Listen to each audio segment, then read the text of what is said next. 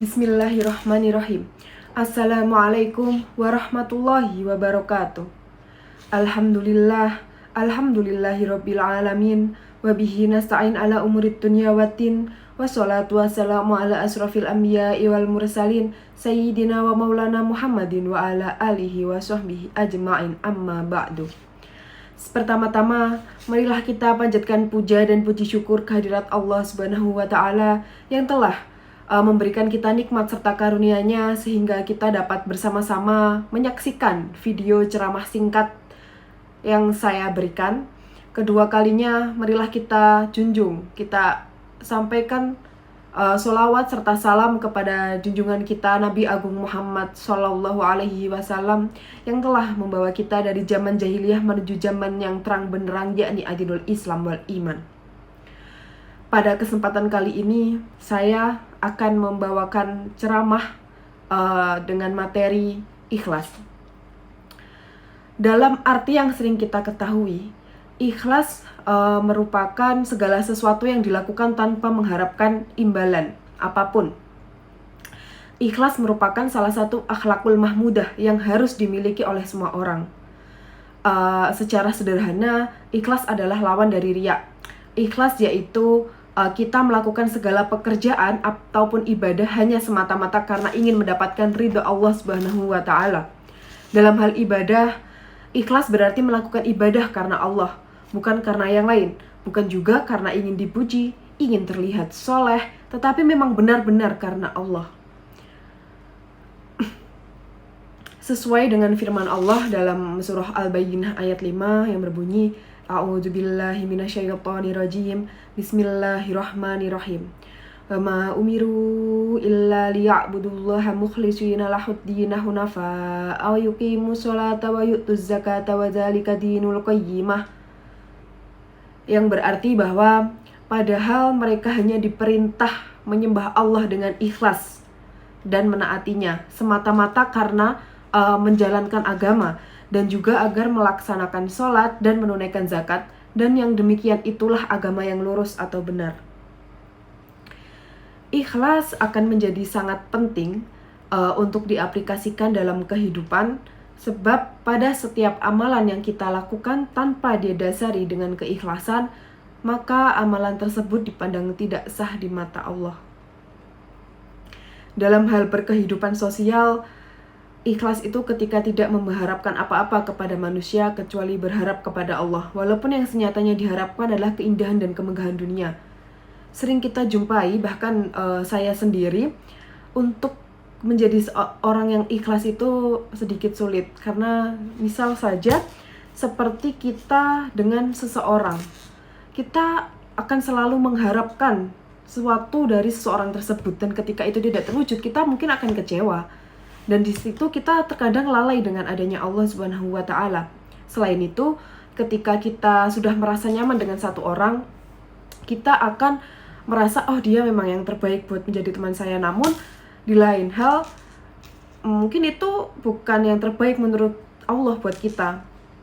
Karena saya mengalami sendiri bahwasanya ketika kita tidak menyukai seseorang, Allah justru akan mempertemukan kita. Dan ketika kita dipertemukan dengannya, Allah akan memberitahu kita sifat orang tersebut yang akan merubah sudut pandang kita. Disitulah Allah bekerja. Yang mana ketika kita kehilangan orang yang baik, yang kita rasa baik, itu kita ikhlas, kemungkinan Allah akan memberikan kita seseorang yang lebih baik darinya dan dapat merubah kita untuk mengantar kita kepada jalan yang lebih baik lagi. Karena kita tidak tahu mana yang baik dan mana yang buruk menurut Allah dan menurut kita. Seperti halnya dan kemudian pada saat kita menerima takdir yang tidak sesuai dengan apa yang kita harapkan, memang betul seperti yang saya katakan tadi, kita akan kecewa. Akan tetapi dalam kekecewaan akan ada sebuah kejutan yang sangat membahagiakan hati kita apabila kita menerimanya ikhlas karena Allah. Faman radiya falahu ridho. Orang yang ridho dengan ketentuan Allah, Allah pun akan ridho kepadanya. Contoh satu lagi, ketika pada saat kita hendak masuk kuliah, banyak sekali ujian-ujian yang kita ikuti dan sekolah-sekolah negeri yang ingin kita masuki. Akan tetapi ternyata pada takdirnya kita tidak dapat kuliah di tempat tersebut. Dan pada saat itu jalan satu-satunya itu kita harus ikhlas dan yakin kepada Allah bahwasanya Allah telah menyiapkan sesuatu yang lebih indah dan lebih baik dari apa yang kita harapkan. Seperti halnya untuk saat ini saya keterima di Universitas Islam Indonesia, sangat merasa bersyukur karena kuliahnya saya di sini, saya benar-benar pasrah kepada Allah karena saya yakin di mana kita ditempatkan, di situ Allah membersamai kita.